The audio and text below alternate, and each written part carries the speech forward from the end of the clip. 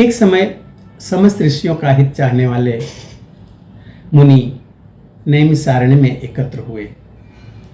उस समय प्यासी के शिष्य सूत जी शिष्यों के साथ श्री हरि का स्मरण करते हुए वहां आए।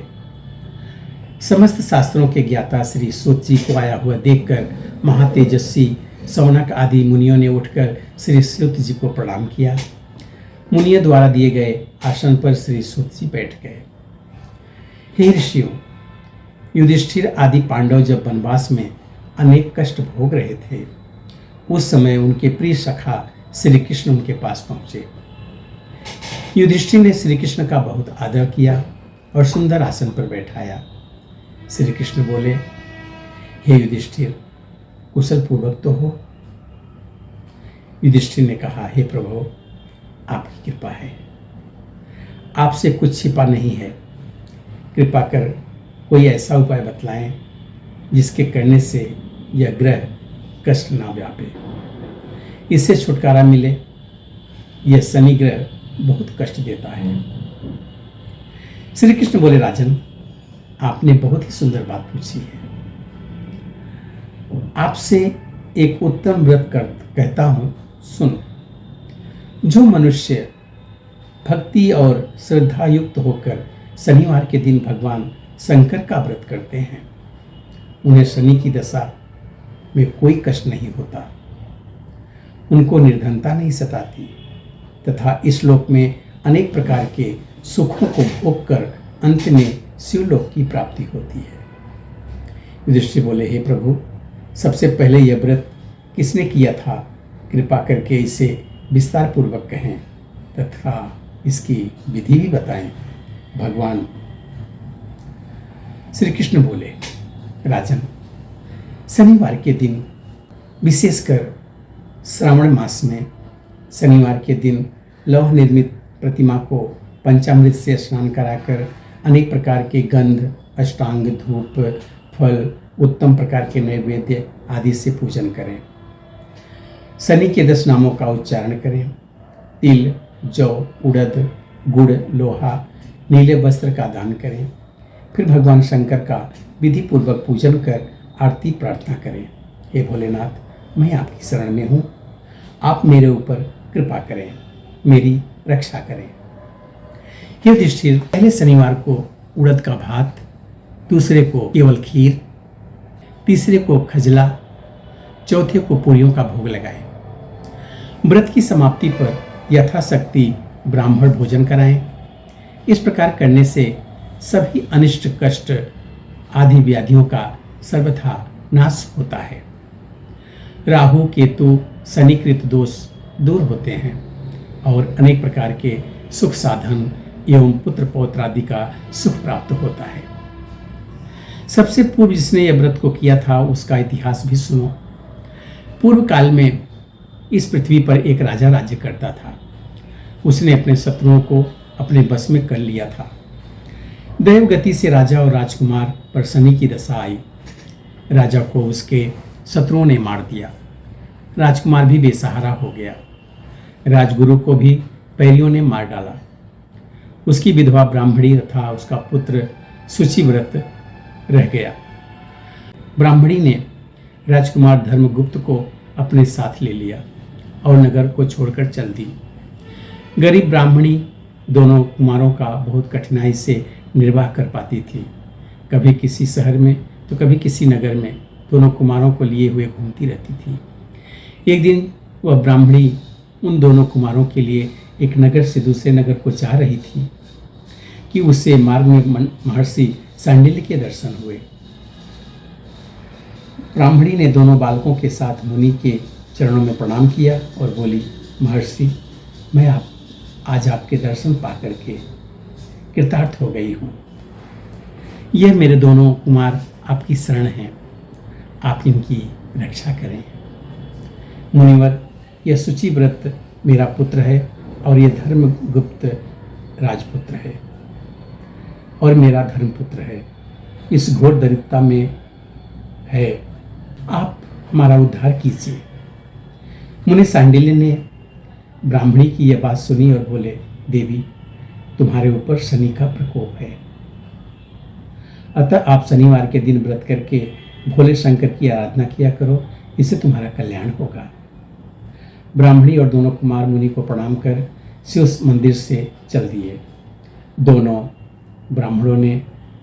कुमारों ने ब्राह्मणी सहित मुनि के उपदेश के अनुसार शनिवार का व्रत किया तथा शिव जी का पूजन किया। दोनों कुमारों को यह व्रत करते करते 4 मास व्यतीत हो गए। एक दिन शुचिव्रत स्नान करने के लिए गया, उसके साथ राजकुमार नहीं था। कीचड़ में उसे एक बहुत बड़ा कलश दिखाई दिया। शुचिव्रत ने उसको उठाया और देखा तो उसमें धन था। शुचिव्रत उस कलश को लेकर घर आया और माँ से बोला कि हे माँ, शिव जी ने इस कलश के रूप में धन दिया है। माता ने आदेश दिया, बेटा तुम दोनों इसको बांट लो। माँ का वचन सुनकर शुचिव्रत बहुत ही प्रसन्न हुआ और धर्मगुप्त से बोला, भैया अपना हिस्सा ले लो।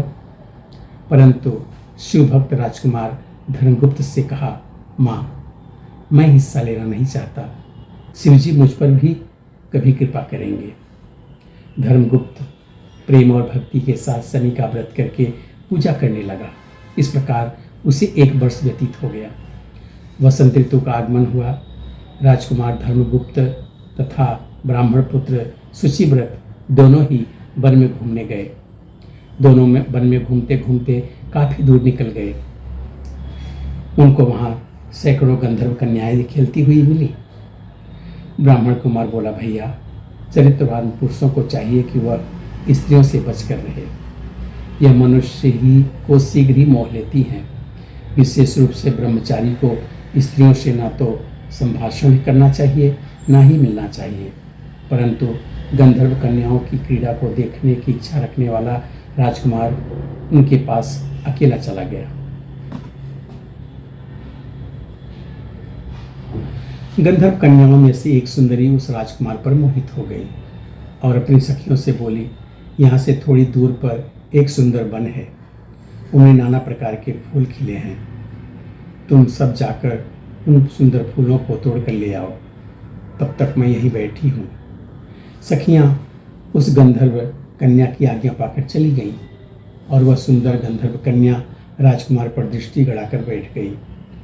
उसे अकेला देखकर राजकुमार भी उसके पास चला आया। राजकुमार को देखकर गंधर्व कन्या उठी और बैठने के लिए कमल पत्तों को आसन दिया। राजकुमार आसन पर बैठ गया। गंधर्व कन्या ने पूछा, आप कौन हैं, किस देश के रहने वाले हैं तथा आपका आगमन कैसे हुआ है? राजकुमार ने कहा, मैं विदर्भ देश के राजा का पुत्र हूँ। मेरा नाम धर्मगुप्त है। मेरे माता पिता स्वर्गलोक सिधार चुके हैं। शत्रुओं ने मेरा राज्य छीन लिया है। मैं धर्मगुरु की पत्नी के साथ रहता हूँ और मेरी धर्म माता है।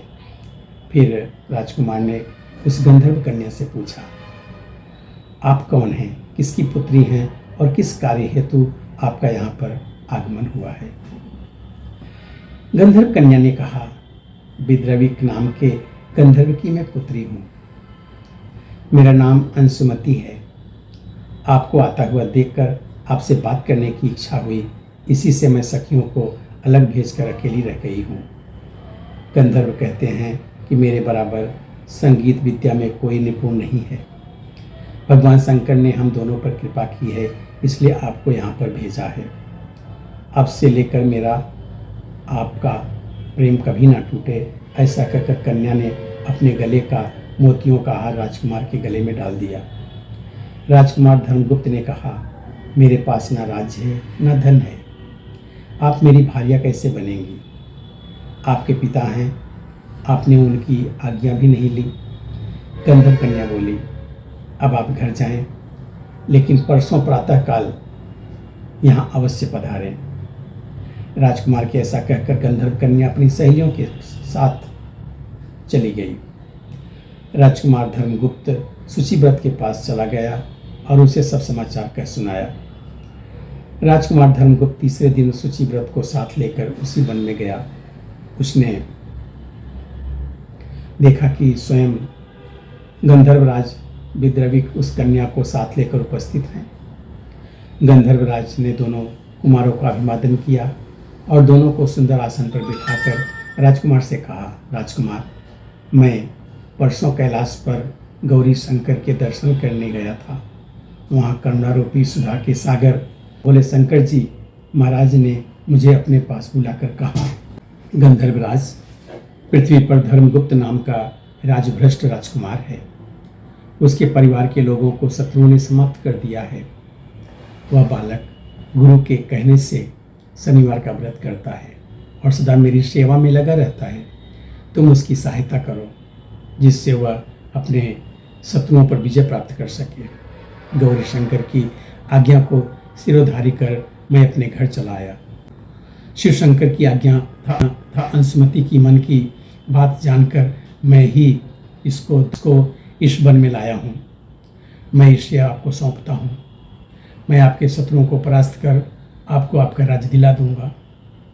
ऐसा कहकर गंधर्वराज ने अपनी कन्या का विवाह राजकुमार के साथ कर दिया तथा अंशुमति की सहेली की शादी ब्राह्मण कुमार शुचिव्रत के साथ कर दी। उसने राजकुमार की सहायता के लिए गंधर्वों की चतुरंगिनी सेना भी दी। धर्मगुप्त के शत्रुओं ने जब यह समाचार सुना तो उन्होंने राजकुमार की अधीनता स्वीकार कर ली और राज्य भी लौटा दिया। धर्मगुप्त सिंहासन पर बैठा और अपने भाई धर्म भाई शुचिव्रत को मंत्री नियुक्त किया। जिस ब्राह्मणी ने उसे पुत्र की तरह पाला था उसे राजमाता बनाया। इस प्रकार शनिवार के व्रत के प्रभाव और शिव जी की कृपा से धर्मगुप्त फिर से विदर्भ राज हुआ। श्री कृष्ण भगवान बोले, हे पांडुनंदन, आप भी यह व्रत करें तो कुछ समय बाद आपको राज्य प्राप्त होगा और सभी प्रकार के सुखों की प्राप्ति होगी। आपके बुरे दिनों की शीघ्र समाप्ति होगी। युधिष्ठिर ने शनिवार व्रत की कथा सुनकर श्री कृष्ण भगवान की पूजा की और व्रत आरंभ किया। इसी व्रत के प्रभाव से महाभारत में पांडवों ने द्रोण, भीष्म और कर्ण जैसे महारथियों को परास्त किया। सबसे बढ़कर उन्हें श्री कृष्ण जैसा योग्य सारथी मिला तथा छिना हुआ राज्य प्राप्त कर वर्षों तक उसका शुभ होगा और फिर देह त्याग कर स्वर्ग की प्राप्ति की। कथा सुनने के बाद शनिदेव की आरती करें। आरती के बाद यथा सामर्थ्य शनि मंत्र, जप, स्तोत्र पाठ एवं संभव हो तो सहस्त्र नामावली का पाठ करना लाभदायक रहता है। बोलो शनिदेव महाराज की जय।